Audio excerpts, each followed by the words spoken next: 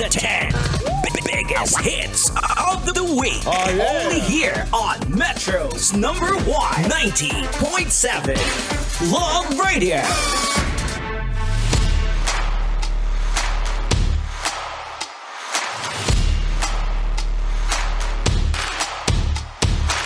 Metro Manila, give it a quick check. It is now 47 minutes after 11 o'clock, and welcome back right here on Law Radio's Top 10 Countdown. And here we go!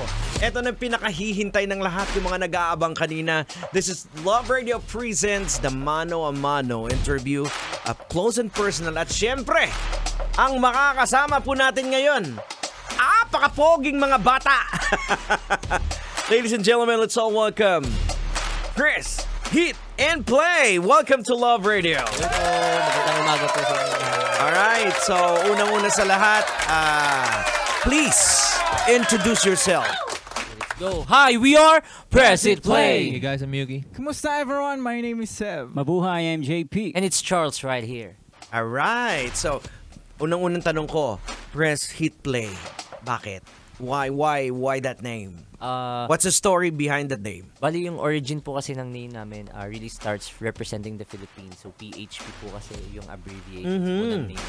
And then nung nag-start po kami na mag-release as official artists, nag-isip kami ng name that would represent our music. So we find our music po kasi na kinda nakaka-LSS. So once you press this hit song, it will always play in your mind. So press, hit, play. Wow.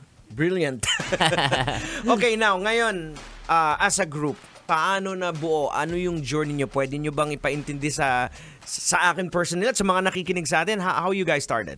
The journey starts way back po, mga 2016, 2017. We're set of friends po na different path pa po yung tinatahak namin. And then, by mga 2019 po, we decided to kasi same po kami ng goal to be an artist. So yung pangarap namin, yung po yung nagbuklod sa amin to be in a group. So wala pong audition na naganap talaga. It's really the love. Nagbuklod. It's really the love for music po and yung friendship po.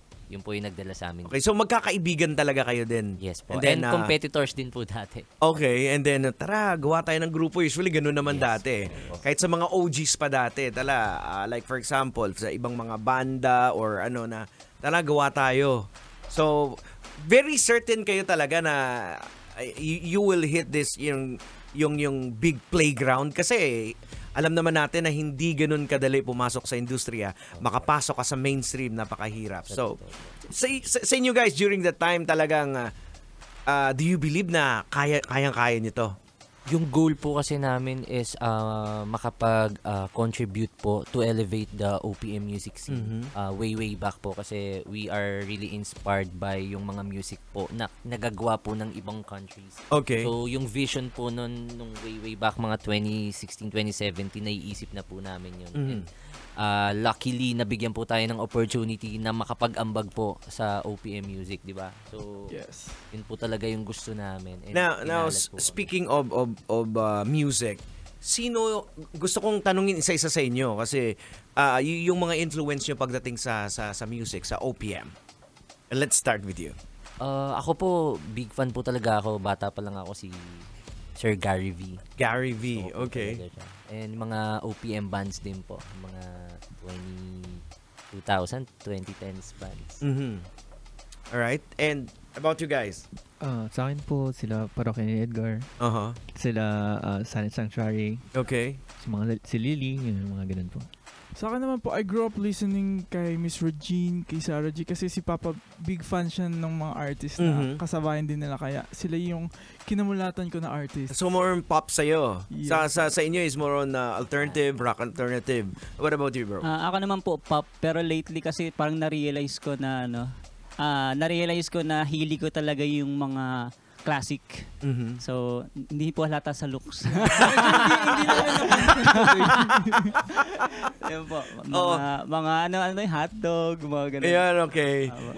Mga boyfriends. Ayan. So magkakaiba yung mga hilig niyo. It's para iba-iba yung dynamics. Yes, po. So as a group, ano yung genre na music nyo? Yung music po namin is we describe it as pop music pero relatable po na easily madadigest ng mga tao na mapapakinggan nila, which is parang, uy, ang ganda nito Feel good Manila vibes. Okay. Representing OPM pa din po talaga. Alright, good. Kasi ako for quite some time bilang isang DJ, may part na parang tumamlay yung OPM. Sa musika, like tinutugtog namin dito sa Love, sabi namin, ba't parang wala nang pumapasok na na mga OPM? Ang gagaling naman ng mga Pinoy eh. So, yun, good thing na you guys as the new gen, 'di ba? New generations na talagang yung OPM is maiangat natin kasi kung papakinggan niyo talaga kagaya yung mga classics, 'di ba?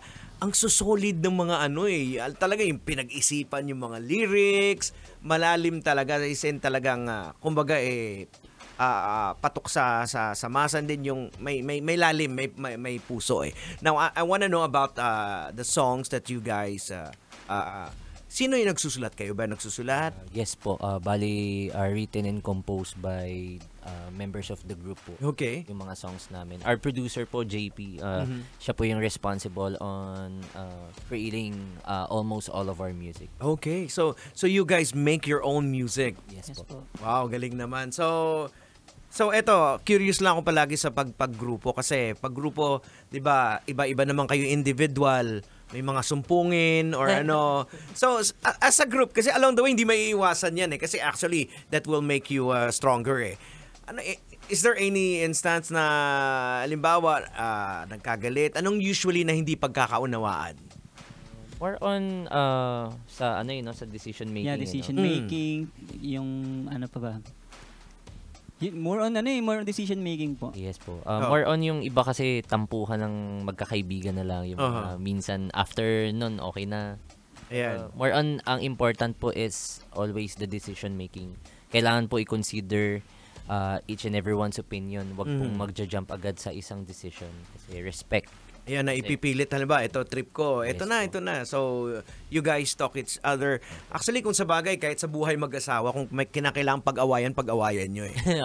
Para healthy discussion na makita ninyo yung you came up a decision which is, di ba, which is mas ikagaganda ng samahan. Alright? So, now, talking about your new single, please let us know. The title is, of course, Yes, ang latest song namin is called Lampara. We released this few months ago and we're very happy na unti-unti siyang nagugustuhan ng mga tao. This song is a song na tribute not only for your loved ones, to your significant other, but to everyone in general. So, Lampara, yung word na yan usually hindi natin nagagamit na sa conversation eh. Yes. It's a old term, Lampara. So, tell us about the song. Tungkol saan? Tungkol po siya para sa mga tao o kung sino man po sa buhay natin na nagbibigay ng ilaw at liwanag sa buhay natin. So, yun nga po, pwede po siyang family member, loved one, pwede po syempre si God. Tama. Yung mga pets natin. So, in general po, sa lahat po na nagbibigay liwanag sa buhay natin. Sa mga hindi nakakaintindi ng lampara, ito lantern, tama ba? Yes, lantern, so parang it's a light. Yes.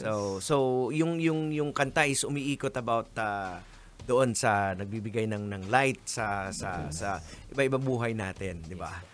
All right, so I'm looking forward for that song pero hihingan ko kayo ng sample. Pwede bang makapagbigay kayo ng sample? Yes, Pwede po. But later on, ipi-play po natin para hindi kayo mabitin. So ngayon, eto, patikim lang. So ladies and gentlemen, of course, press, hit, play. Namumukod tanging Pangarap ko ikaw, ikaw lang palagi, hindi nabibitaw. wala nang iba akong pipiliin kundi ikaw. Kaya salamat na kilala kita, naghintay biglang dumating ka. Di na muli ako lalaban mag-isa. Mundo ko'y naging makulay bigla, nanumbalik ang naglahong saya. Binigyang liwanag ang ngiti sa aking mukha, na parang lampara. Wow! Galing naman! Alam niyo, parang naisip ko tuloy, parang unfair ang buhay. Bakit magkakaibigan kayo? Ba't gaganda ng boses niyo? Nagkataon lang po. Mga kaibigan ko dati, manginginom lang.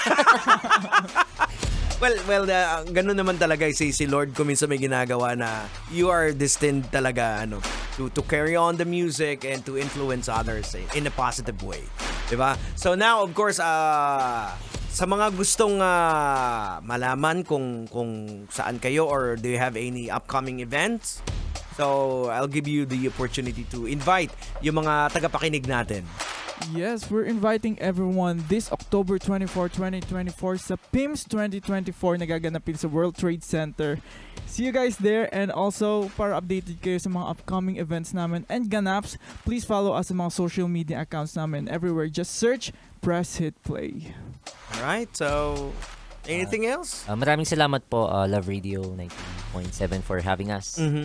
And maraming salamat din po sa management namin, Superbus Entertainment, sa record label po namin na Sony Music Philippines. And to our fans, our pearls, mahal na mahal namin kayo, and we hope to see you soon again.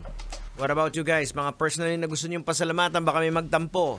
Go ahead. Well, ako muna. Thank you so much sa mga friends and family ko na nanonood ngayon all over the world, nanonood sa atin live. Thank you guys so much. And sa family namin and friends, thank you guys. Ako, shoutout na lang sa family ko. Soliva and Hitigan, hello. Hi ma, nasa radyo na ako. Ay, hello, mami, daddy, hello. So wala na nakalimutan, wala na magtatampo? Wala na, so far. Sure. So again, ulitin lang natin yung social media ninyo, baka na hindi nila nakuha. Your social media is?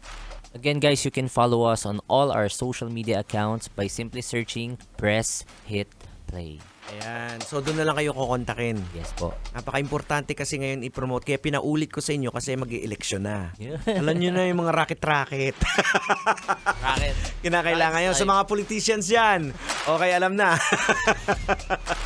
Alright, so thank you very much. So, here we go, ladies and gentlemen. Ito, bigay na natin buong-buo na para hindi sila mabitin. Here we go, ladies and gentlemen, of course. Here's the song coming from Press Hit Play with Lampara. Right here on Love Radio's Top 10 Countdown. Kailangan pa bang i-memorize yan? Love Radio Basic!